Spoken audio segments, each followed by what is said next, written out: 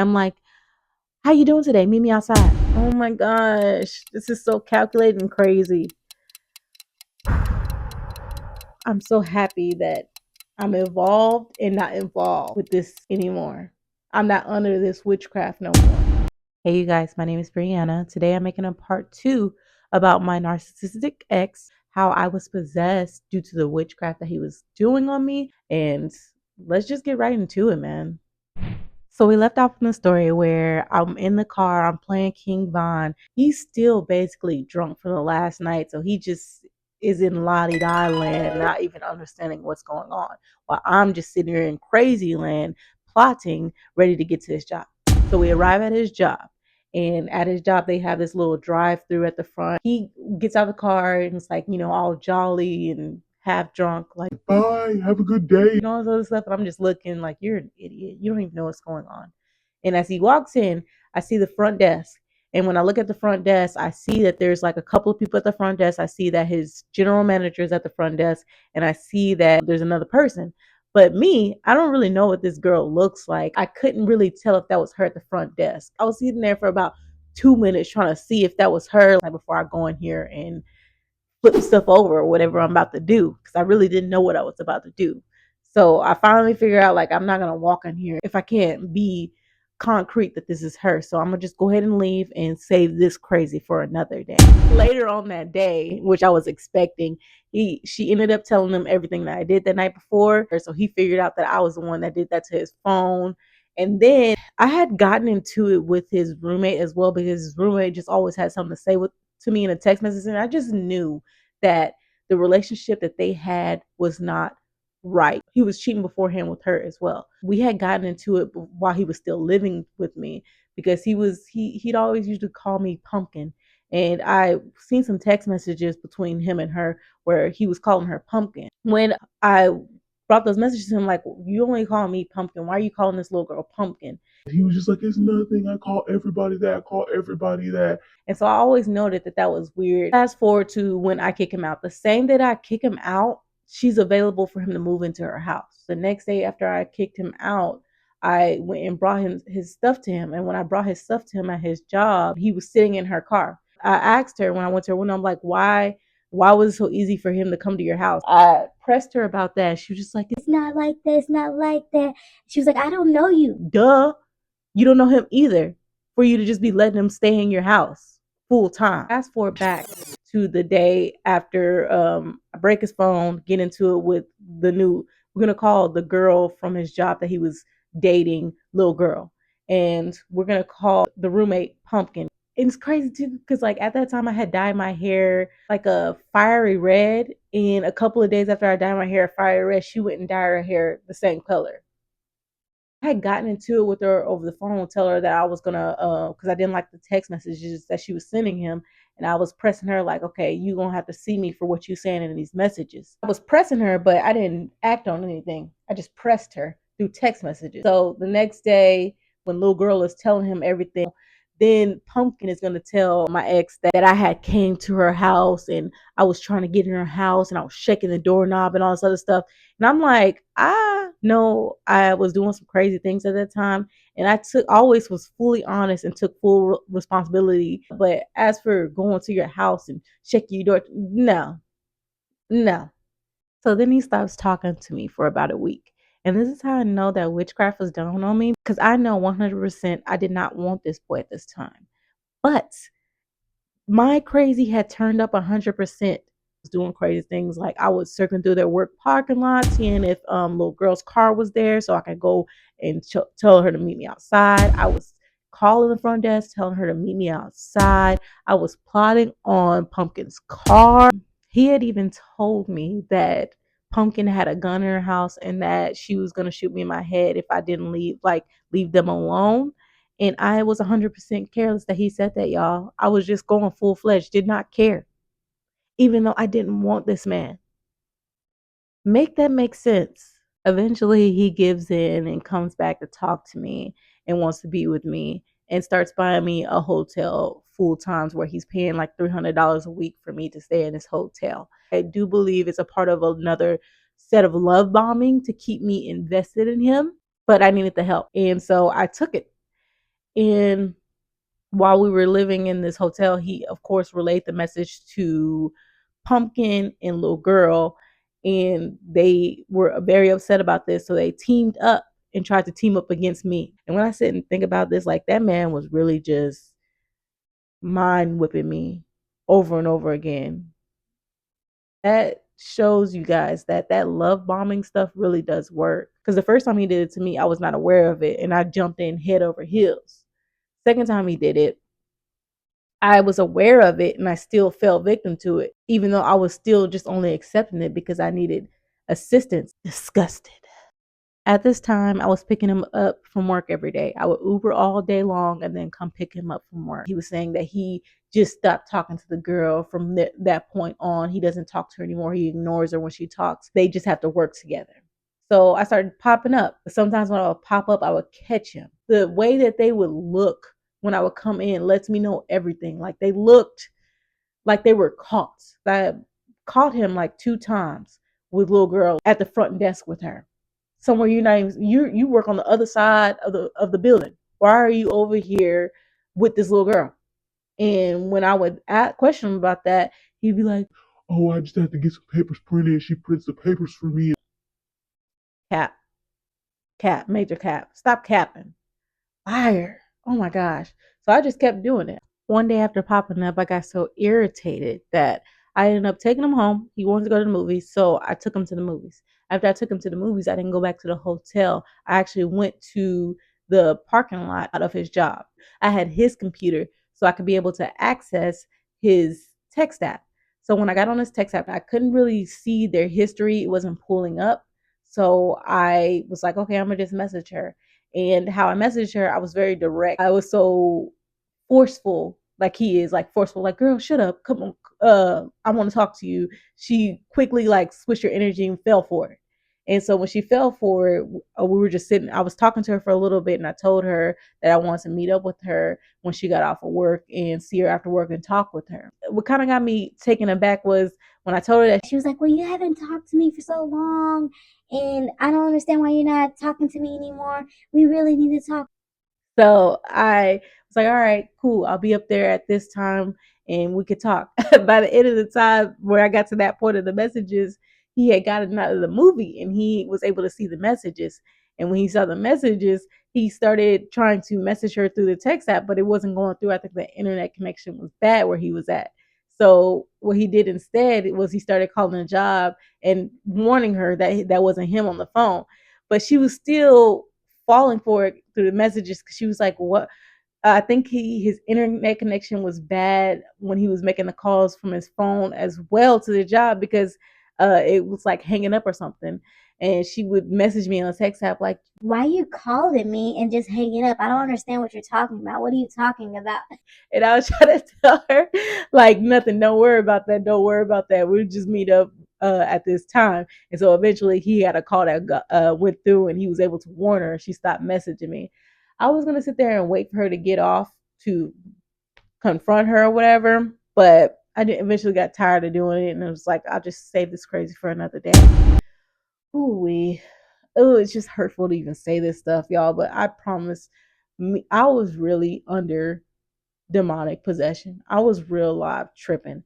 And this will not happen in the future again. So the next pop up I did, I wake up early one morning and before I go to Uber, I'm like, I'm gonna go because I started running at a track and I was like, I really enjoy running at track. So I go for my morning jog at the track and I'm like, ooh, ooh, ooh.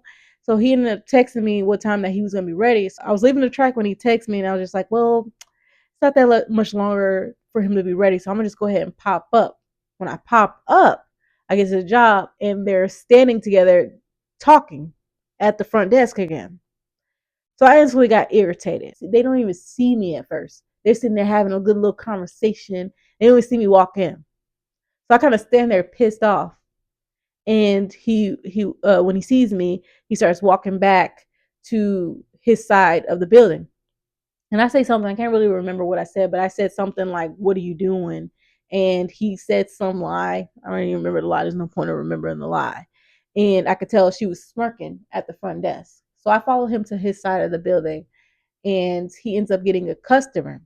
And so I stand back, and I'm standing like kind of behind the customer while he's taking care of the customer. And I'm sitting there thinking, I was like, you know what? I don't care no more.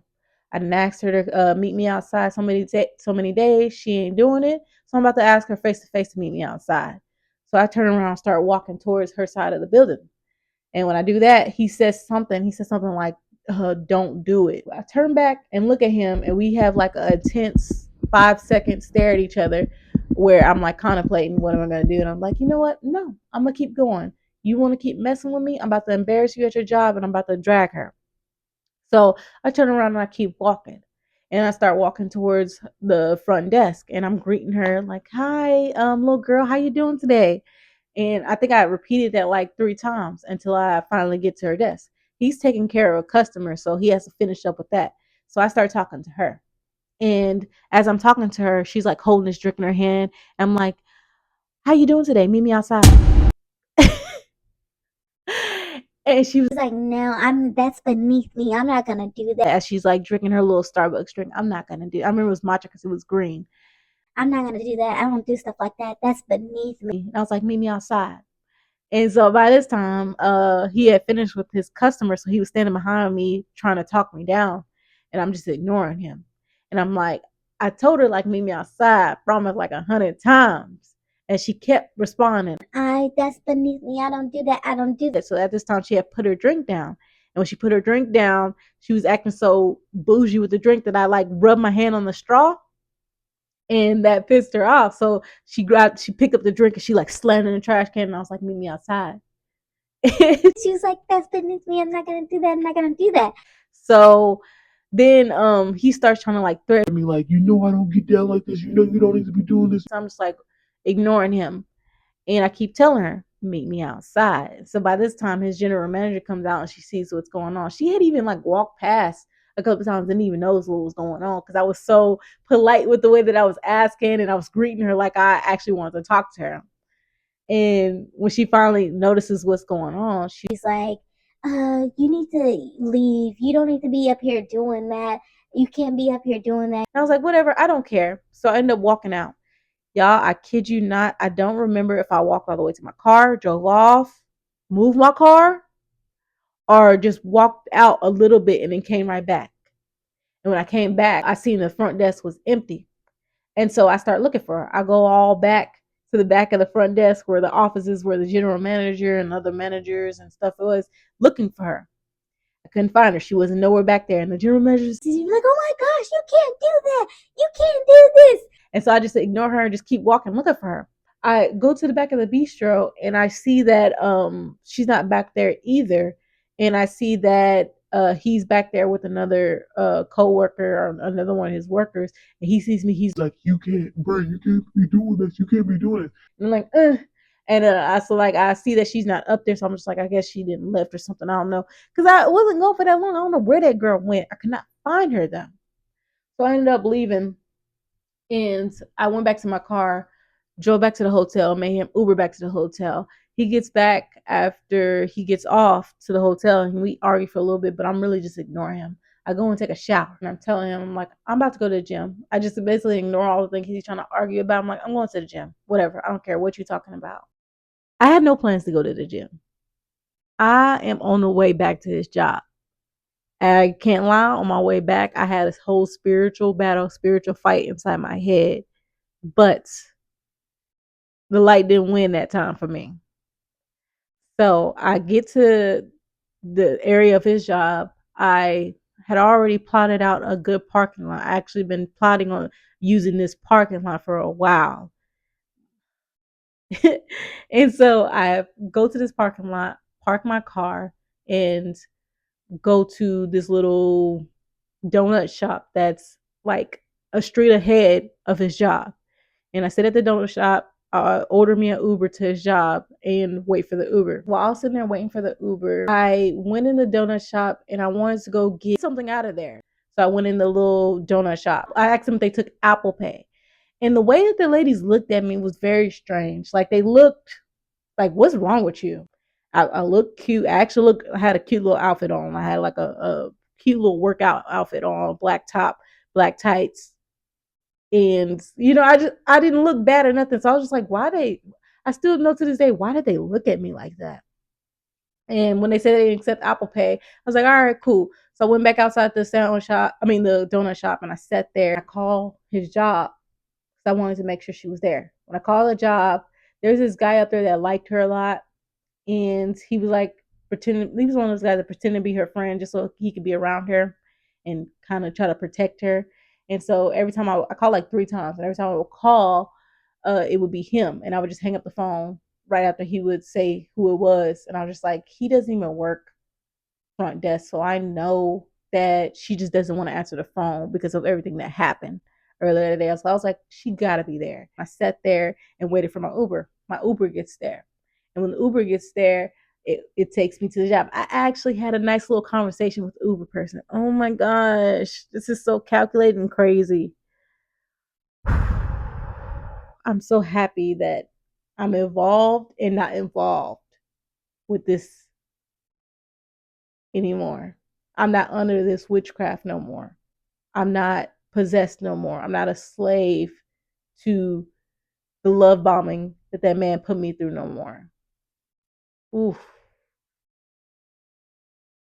So he takes me my little 1 minute drive to the to his work building. And when we get there, I get out, I'm like, bye, have a good day. I get out the car and I go inside the doors, and as I'm going down the doors, this vibration goes through my body. I ain't gonna lie, it always went through my body. I've only been in like 5 fights throughout my life. I stopped fighting after like 5th grade, and I used to always get this feeling when I would get in fights. And so I remember my last fight vividly, but I'll talk about that after I tell y'all what happened. So I get in there, I walk through the doors open automatically. As I walk in at the front desk, the general manager standing at the front desk, one other extra co-worker, a customer, poor customer, the boy, her little wannabe protector, and little girl. So I see them and I'm like, what's up, B word? And as soon as she sees me, I start walking towards behind, like trying to get behind the front desk to where she was. Her little protector tried to stop me. I don't know how, because he was a pretty big boy. Like he was tall and kind of like had some weight to him. Don't know how. Y'all don't really remember how I got out of him trying to hold me, but he was stiff arm pushed back, didn't touch me again after the first interaction with us. Don't remember what really happened, but I just know that he didn't touch me again. And so after I got out of his little thing, I started walking back towards her, trying to get to her. And I don't know, I just remember all I could see was her, and everybody else, nobody kept me from her. And so she circled around the desk one time, and then she walked to the back like she was coached or something. It took me a second to get back there. I don't know why. Don't remember why. I just know eventually I got back there with her. And when I got back there, I saw that there was it looked like a VCR standing behind her, and she was like sitting on the desk, like propped up like this, like she was waiting for me, like she was coached to be back there. And so when I see her, she smiles, so I slap her. And she's like jumped at me, but then I just like grab her and drag her. And we like tussle, but I'm like the strong person in the tussle. And I decide, okay, I need to do a little bit more than this. I put her in a headlock. And then I begin to start to get to the point of punching her. I punched her like maybe one time, and it wasn't even that hard. Like I wasn't using all my strength. And I reflected back to me in the 5th grade when I got in my last fight and I was punching the girl. And I remember in that fight, I was like, I don't like the feeling of punching people. I don't like what that feels like. I don't like feeling that bone in people's face. I feel like a bad person. So fast forward back to with her, I feel that same feeling. I'm just like, I don't like doing this because I wasn't doing as much as I could have done because there was just something in me that's just like, this is just not me. I can do more. I'm capable of a lot more, but I don't want to. So the general manager comes in. She's like, oh my gosh, little girl. Oh my gosh, little girl. Oh my gosh, little girl. And so I'm just like, okay. And then so she comes to her protection and starts like, the general manager starts hitting me. That's kind of what like took me off her, because I didn't want to hit the general manager, but you're not gonna be putting your hands on me, because I think she had like rings on or something too. Like, lady, don't you break up. You don't put your hands on somebody. Still feel to this day that her hitting me was her doing that out of spite, because of because she wanted him as well. But after she hit me, and we're kind of just like standing there, and then she tries to like pounce at me again, but her protector grabbed her. It's where she couldn't get out of his hold. And so I just smile and I look at her like, you look stupid. And I run out of there, because I had to get back to my car and get gone. And then as I'm running out past the front desk, I hear the customer still standing at the front desk, and the other coworker is now calling the cops. And so I'm like, okay, the cops are being called. Let me tell you something. I live in Houston, but there are small towns around Houston. We were in a small town. Small towns, their cops don't have nothing to do. They don't get enough people coming in. They don't get enough violence coming in. So any type of little violence, any type of little thing that they can do to mess with people, especially in this area, they're gonna pounce on it. So when I heard them calling the cops, I already knew the cops in this area are racist, and they ain't got nothing better to do. So they more than likely right around the corner, because it's a small town. So I was like, I got to get up out of here. So I do a light jog. I was kind of tired. Do a light jog to my car, and get in my car, bust that Yui, go to the gym. There's gonna be a part 3, because I want to express to y'all how he enjoyed this altercation with me and this girl. How he still tried to use this altercation to manipulate me and do witchcraft on me. People don't know how serious witchcraft is, and how personality altering it is, the person that people are doing it is done on, and how simplex it is. What I mean by simplex is what people think are regular things that happen in a day are usually demonic possession. People think that that person is just crazy, that person needs medicine, when that person more than likely just needs deliverance. And that was me in this situation. I need to be delivered from this man, this demonic man who is purposely plotting on women. That's all I have for you guys in this one. The part 3 is gonna be the ending of the story, plus a breakdown of witchcraft, demonic possession, and spiritual relationships, y'all. Because that's where I'm at now. Want me a spiritual relationship? Woo woo. Like the video if you have not already liked it. Comment if you've shared a similar experience. And I'll see you guys in the next one. Peace.